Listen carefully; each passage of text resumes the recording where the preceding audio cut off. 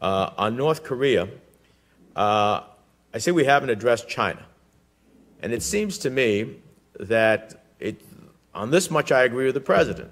China is clearly the pathway to do something as it relates to North Korea. They're the ones that hold the resources of North Korea to change their mind. But I'm not quite sure what the administration's philosophy is here. First, I thought we were going to challenge China to do the right thing. Then we were going to cajole it to do the right thing. But now we seem to be embracing it without it doing anything. We could declare it a currency manipulator. We could sanction banks that are pursuing access to North Korean money. We could ultimately look at some of our trading statuses, but I haven't heard a whimper about that. So talk to me about sanctions and how you're going to use them, especially since we now have the Secretary has closed the Office of Sanctions Coordinator. What role is sanctions going to play in countering our adversaries' abilities to proliferate dangerous weapons? And how are we going to approach China so we can deal with the question of North Korea short of military confrontation? There's a lot to respond to there, Senator. Thank you. I think I would say that I completely share your concerns that we must not wait until it is too late. We must not wait until the expiration point of key restrictions on Iranian threat programs, for example, in the Security Council resolution, just as I think we should not wait to try to address the challenge of putting enduring limitations upon the size and scope of Iran's nuclear program in the years in which the JCPOA's limits on that program come to expire. So I completely agree the time to start working on those things is now, and that is exactly why this is an important part of the Iran strategy that we are currently building out.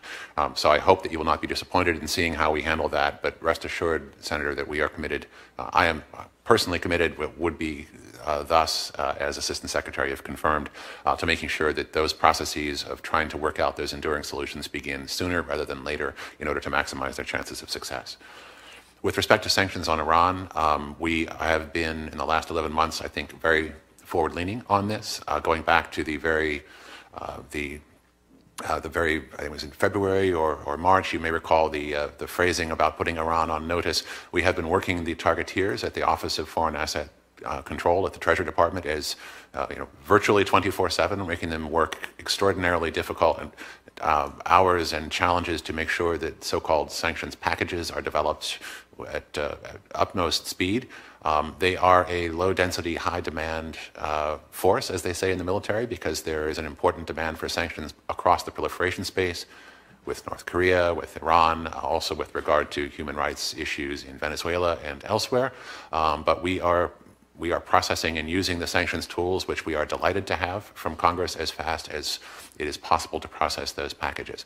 I must say personally, Senator, when I joined the State Department back in 2003, I'm proud of the role that we played at that time in being very forward-leaning on using proliferation sanctions to try to change the behavior of proliferation entities around the world. We felt it was important to confront proliferator facilitating entities with a choice.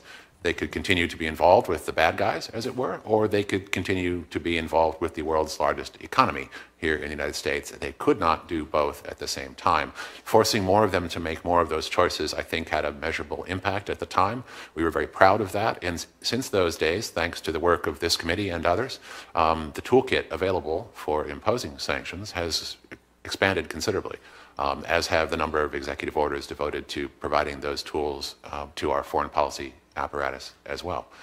So rest assured, I would be, and I think we are already very firmly committed to using every tool available.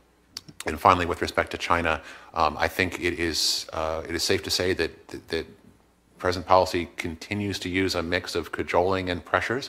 You will notice in the implementation of sanctions that Chinese entities have begun to appear amongst those who have been sanctioned for engagements with North Korea that ultimately facilitate the North Korean weapons of mass destruction and missile programs. They have no protected status anymore. This is a process of gradually working with Chinese interlocutors to get them to move in the way that they do need to move if there is going to be a solution here. And although I would freely agree that they are not where they need to be at this time, it is also true that they are doing a great deal more than they used to. It is still insufficient, but there has been some Chinese movement on this, which I think has greatly discomfited the North Koreans. It is not yet enough.